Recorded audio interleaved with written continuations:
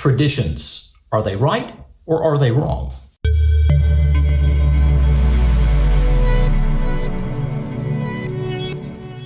Hi, and welcome to Simply Christ. My name is Mark Shepard. If you're new to the channel, thank you for being here. Make sure you hit the subscribe button. Share this with your friends. Leave a comment as well. If you're returning, again, we want to thank you very much for subscribing to the channel and being part of it. As you can tell, we are in a different location. I am back at the monastery in Ganagobi, which is north of Marseille. It's in kind of the foothills, I guess if you want to call it that. It's in the Provence area. And looking northward, you can see some of the French Alps, and looking to the east, you can see toward, I guess not the Alps, but some of the mountains out there. And we are inside the bibliothèque, which is just basically the library of a monastery that was built 9th or 10th century. Very interesting, and learned quite a bit, and I'm enjoying this day. We're exploring silence and talking about silence. In fact, we're going to be talking about silence in an upcoming episode because it's something that's very dear to my heart. Another thing, you'll notice that we have not put up video together in quite some time, apart from our audiobooks. And there's a big reason for that. And I want to apologize for not being very scheduled or not being very disciplined in doing that. But one of the reasons is recently my mother passed away, so I have been going back and forth to their house, and my father's not in good health as well. So I've been going back and forth to Florida to their home. It's been something we've been expecting, so I've been spending a considerable amount of time there. And with my mother's passing, it has taken some time, and of course, having to deal with the arrangements for that. But now that things are getting back a little bit, if you want to call them normal, well, as normal as they can be, I hope to be putting more of these videos together. Let's get right into it. Let's talk about tradition and rituals, whether we should be doing them as followers of Jesus or whether we should be avoiding them at all costs. If you haven't noticed, religion seems to live in a world of extremes. We have one group that says rituals are everything, tradition is everything. And then we have another group that says, no, they're nothing at all. They are to be avoided. We should avoid them like the plague and have nothing at all to do with them. And they point to some scriptures in the Bible. And we're going to be looking at some of those scriptures and dissecting them. So, it takes a lot for a spiritually minded person to try to look at it in the middle. And I'm not here to tell you that I'm this really deep spiritualized person, okay? Some of you who know me know my faults, and you know them quite well. So just please keep them to yourself, though, okay?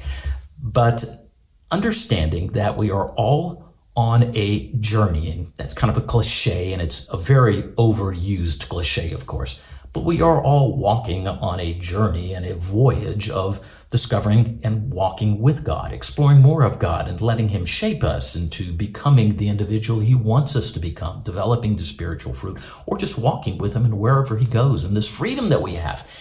And that word freedom is very important. And discipleship is very important in terms of understanding what rituals and traditions are all about. So, first of all, we need to kind of define some terms. Rituals and traditions. Well, rituals are things that people do in hopes of gaining something. And traditions are kind of the same thing, or just something that's been done over, or a practice that's been done over a certain period of time, and they become kind of ingrained in our psyche, in our spirit, in our soul, in our way of thinking. And the big question is, are they okay? Well, it really depends on a lot of things about how we define them and the level of importance we put onto them. The second thing we need to look at also is understanding that every single one of us have or believe in some type of tradition. Thanksgiving is a tradition. Christmas, Easter, they are traditions. In churches, we have traditions. Even the groups that say they don't believe in traditions have a tradition.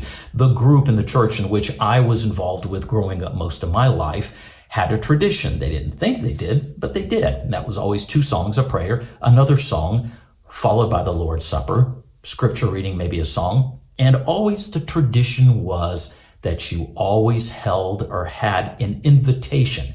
And that invitation at the end of the sermon was to get people to either come forward to be baptized or to repent of some sin and place membership or whatever. So that was a tradition. That was a tradition that they held very dearly. And I can tell you just from my experiences of growing up and even being involved in that church, I found myself saying that you had to do those things, and those things were repetitive. You did those, and if you did not do them, you were sort of held accountable. The elders made sure you were told afterwards, you need to start doing that. That is a tradition.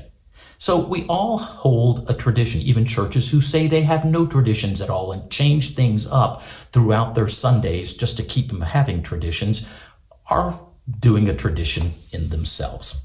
Then we have rites. And if you want to call it a rite or a ritual, something that we do, that we continuously do in hopes of gaining something. And that's really, I think, where the sticking point is, and combining that with tradition in understanding what those things really are. And because of that lack of understanding of what they're for, people start butting heads. And that's really was one of the big rifts between Catholicism and Eastern Orthodoxy and what we call Protestantism, or Luther and Calvin. And those were the beliefs of traditions and sola scriptura. The Catholic Church maintained and maintains that salvation, or the understanding of growing closer to God, is through the traditions and rites as well as Scripture, whereas Protestants say no, it is nothing but the Scriptures and nothing else. So you can already see there is a rift that's in between. But what if we're able to combine those things? Now, not in a politician's way of trying to say, let's all come together and we can just all agree and all be one and it doesn't matter what we believe. No, I'm not talking about that. What I want to describe is maybe we're not understanding what a tradition or a ritual should be doing. I think the big problem that we run across is the abuse of those things. Now, let's talk about why some people are against traditions and some type of rites. Let's turn right now to Matthew, and we are in Matthew chapter 15, and we're going to be in verse 1. Jesus is talking, says, "Then some Pharisees and teachers of the law came to Jesus from Jerusalem and asked, 'Why do your disciples break the tradition of the elders? They don't wash their hands before they eat.' Jesus replied, 'And why do you break the commandment of God for the sake of your tradition? For God says, honor your father and mother, and anyone who curses their father or mother is to be put to death. But you say that if anyone declares that what might have been used to help their father or mother is devoted to God, they are not to honor their father or mother with it. Thus you nullify the word of God for the sake of your tradition. You hypocrites! Isaiah was right when he prophesied about you. These people honor me with their lips, but their hearts are far from me. They worship me in vain. Their teachings are mere human rules." And Jesus called the crowd to him and said, "Listen and understand. What goes into someone's mouth does not defile them, but what comes out of their mouth, that is what defiles them." It's very easy to say, see, Jesus is against tradition. Jesus doesn't want anything with tradition. And therefore, we should be avoiding tradition. But that's not the case. Let's look at what really happens in this situation. Jesus is talking about people whose hearts are far from them. Because if we really want to understand this verse, we need to set up the situation. We need to put the setting in its correct context. And that context is that the Pharisees, the Sadducees, the teachers of the law had many great traditions. Now remember, many of those traditions, many of those ceremonies and rites came from Old Testament teaching that were parts of the law, the Mosaic law that was given to them by who? By God himself. So we can already see that God is not against tradition. If he was against tradition, he would not have given tradition in the first place. Now, it's easy to say, well, that was back in the Old Testament. Today, God doesn't want them and he hates them. God is not schizophrenic. He doesn't say, well, I like something one day and the next day he doesn't. No, God is the same always, today, and forever. And he's always been. God is unchanging. He's not going to do or change and say, wait a minute, something I hated or liked, now I like, and something that I used to like, now I hate. It's an understanding of what Jesus was dealing with the Pharisees and the teachers of the law, and that is a spiritual matter. Our channel is devoted to looking at the spiritual life and developing the fruit of the Spirit, but not just developing the fruit of the Spirit of love, peace, patience, joy, faithfulness, self-control, and those kinds of things, but walking in love with God. And in loving God, those things will start coming out in our lives. They're the fruit of a life that loves God. In other words, we don't work for those fruit. Those fruit come abundantly and naturally because it's who we are. A fig tree doesn't need to bear figs trying to be a fig tree. It bears its figs because it is a fig tree. Another lesson, but a sidebar, that's important in understanding tradition and rituals. So let's tie this in together here. What was Jesus dealing with? He was dealing with people that were so caught up in their rituals that their hearts were far from them. These individuals were more concerned about washing their hands and doing the ritual than they were about the things that mattered about love and justice toward their parents, or anything dealing with justice toward their neighbor. In other words, they could wash their cups and their utensils and their dishes, but they were dirty on the inside. In fact, Jesus talks about that in the 7 woes when he tells them, he says, "Woe to you Pharisees, teachers of the law," and he starts describing them and telling them that you wash the outside and everything looks so good. In other words, they had all these rituals and traditions, but what were they inside? They were dead men's bones. It's not that Jesus was against the traditions and the rituals. He was against those kind of things when the inside was dead. It's the inside that counts, not the ritual or the tradition. That's not what counts. What counts is what's on the inside of an individual. So, back to the question, what about rituals and traditions? Can we do them? And if we don't need them, why do we do them then? Well, that's a good question. Because if we understand what a ritual and a tradition really can do for us, they can do immense or help us grow immensely in our spiritual life. And here's how. If we use them properly, they will help us to understand the life in which we are supposed to live. Whenever we do a tradition or we follow some type of a ritual, it should help us to explore deeper the things of Christ. It should help us to think or to maybe contemplate or to process things about the spiritual life where we maybe normally wouldn't. That's not to say that we have to do those rituals or traditions, but for some people, they're very important. For some people, they'll do a sign of the cross.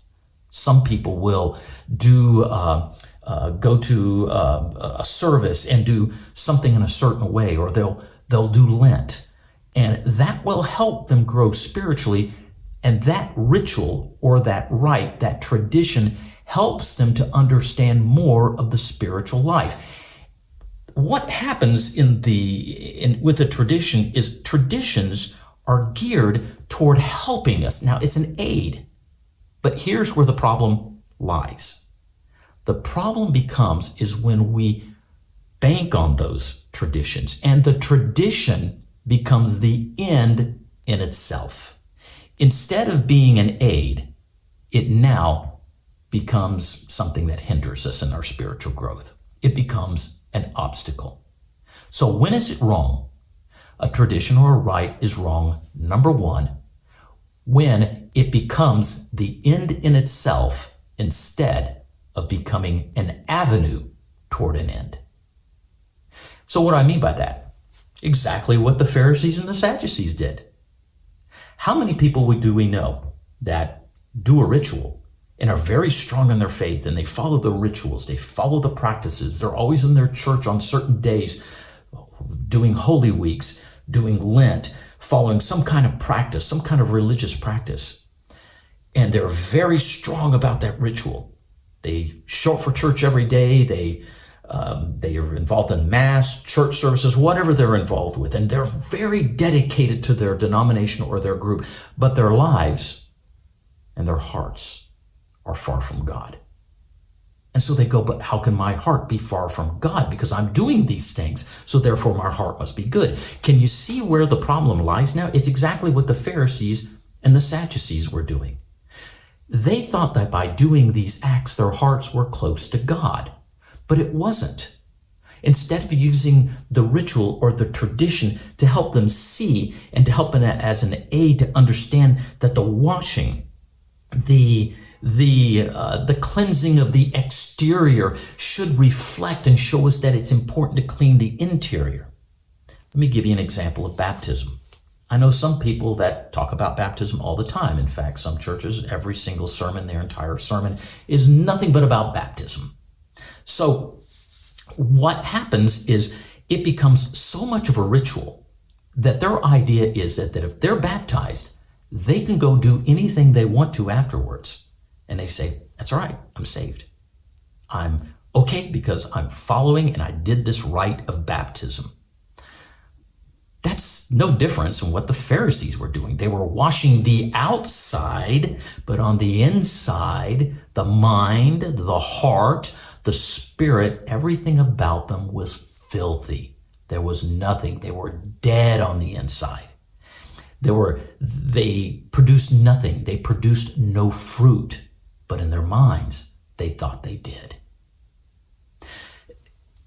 And over the course of history, and this is my opinion here, this is what I think has happened, is that our traditions and our rituals, whether they be in a Catholic setting, an Eastern Orthodox setting, or even maybe a non-denominational setting, or whatever we want to call it, type of Protestant belief system, is that we hold on so dearly to our rituals and the physical things that we've lost sight of what those traditions and rituals were originally supposed to help us to do. See, in my opinion, I think what has happened, now, let me tell you, now I'm coming from a background here in which, again, I've seen both sides. I've seen growing up in a very fundamental church where there were no traditions. No, there were, but they said they were all evil and it was all wrong. And then I've also experienced seeing how my Catholic friends and how people who are the monks here in this monastery do things.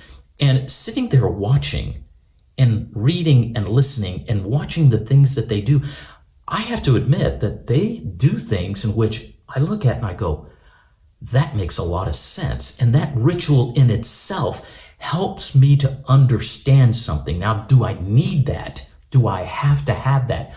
No, I don't need it. Some people do.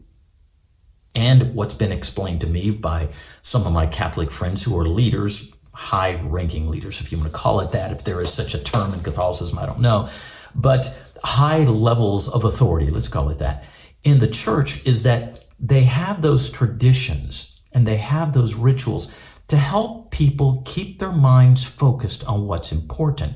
But just like anything else, what happens are the things, those rituals became and still become the end in themselves. And that's the danger with tradition. That's the danger with rituals. But there's another danger. And the danger is when we say we cannot have rituals and we cannot have traditions.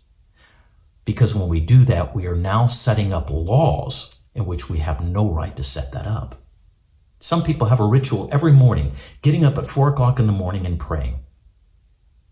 That's a ritual. That's a tradition. I would want to encourage that. And I certainly do not want to be one that tells somebody that it's wrong for them to do the sign of the cross. And I know there are some people who say it is wrong to do that. And for me to tell them that would be an affront to the belief system of what Jesus wants me to do, namely to do anything to dissuade them that's going to encourage them to become closer to God. Not because they do the act, but as an aid in helping them see that. And again, I want to make sure that people understand that if I do those things, or if I see individuals just doing them, but their life is not correct, and they're still, doing things on the outside of their life, and they don't care one way or, to them, they've done the ritual, they've done the traditions. Pardon me, it's a little chilly in here, so I'm kind of tongue-tied. But by doing those things, they're okay, and they can go live a life of debauchery and whatever they want to do. That is wrong in itself as well. And I think that's what people see, is they see that the traditions have become in themselves. Can you see? There's no difference today than what Jesus was talking about. That's why Jesus told the woman at the well, when the woman at the well came to Jesus and says, I can see that you're a prophet. Tell us, should we worship on this mountain or in Jerusalem? Jesus says, there's a time coming, and a time that has come, where you will not worship here nor in Jerusalem. For Jesus is looking for those who will worship the Father in spirit and in truth. What was Jesus addressing? See, many people think what Jesus was saying now, that all these rituals and traditions are all wrong. Now you're going to be doing your worship services in these different ways now. No, what Jesus was saying is that he's not concerned about the rituals and the traditions. There's a time coming in which the Spirit is going to live inside of you, and you're going to worship in a spiritual way, in a way of living truth. If you follow a ritual or a tradition, so be it. Do it. But a word of warning, do not let that tradition become an end in itself. Let the tradition guide you. The tradition should guide you into a deeper way, a deeper experience. And again, if you don't have a tradition, what I mean by a tradition, if you're not involved in maybe a church that has a heavy amount of tradition, for instance, a person who's a Catholic or an Eastern Orthodox or whatever, pick whichever one you want. If you do not follow those things, you don't have to do those things.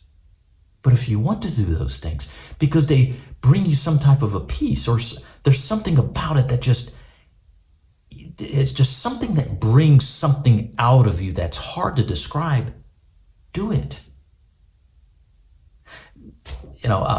Every time I go into an old church in France, anytime I go into one of these old churches in the villages, or even here, I tend to just light a candle, because I just think it's something I like to do.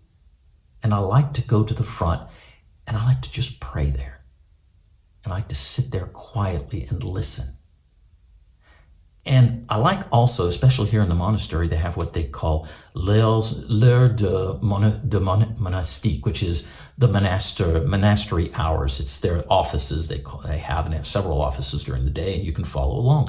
And I'll read that, and I'll listen to it. And when I hear it, it's encouraging.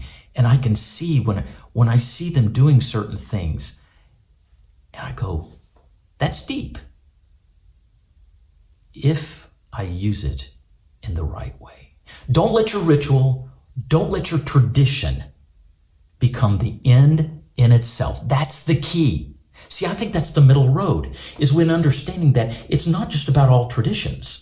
And it's not just about no traditions. It's about an understanding of what traditions and rituals are for.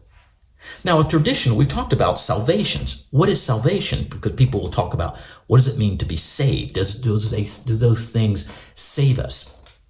That comes down, that's a very good question. Because in a way, yes, they do. In a way, they don't. And it's all defined by how you define salvation. Because ideas that people have of salvation is that salvation is about when you die, where do you go? Do you go to the infernal, hell, or do you go à la ciel, avec God in heaven? So that's my salvation. That's true. That's part of it. But you see, salvation has another front to it, another side to it. The other side of the coin of salvation is that there's a salvation in your life of being saved from something, and that salvation, or that being saved, might be some type of a habit that you're involved with, or some type of lack of self-discipline. So if I follow a tradition of getting up at 5 o'clock every morning, which is a tradition or a ritual that I do, and I lack self-discipline, soon after I start doing that habit, guess what happens? I now start learning how to be more self-controlled and doing things. So I am saved, in a sense, from my lack of self-control. That's for another subject, the different salvations. And I don't want anybody to run away thinking, oh my goodness, Mark believes in all these different ways and all these ways to heaven. It's nothing to do with like that at all. It's a salvation. Jesus said, I've come to give you life and to have it more abundantly. He's telling us how to be saved, living on this earth and enjoying it. And for you, if it involves having a tradition, follow that tradition. Just do not let it become the end in itself. And if you're a person who doesn't like a tradition, then don't do your tradition or rite. But please don't point fingers or be upset with someone else who does. Please leave your comment. I'd like to hear from you. Hit the subscribe button. Share this with your friends. Check out some of our other items that we have as well. We put an audio book out, I think it was about a month ago. Another one by Sundar Singh, which I think you really enjoy. So please check that out. Again, forgive me for not putting these videos together as often as I wanted to admit. I think it's been about 2 months since I put one together, but please understand the situation we were in. And now able to get back, at least back on a little bit of a trajectory toward more videos and more developing us for the spiritual life. God bless you, and we will see you on the next one.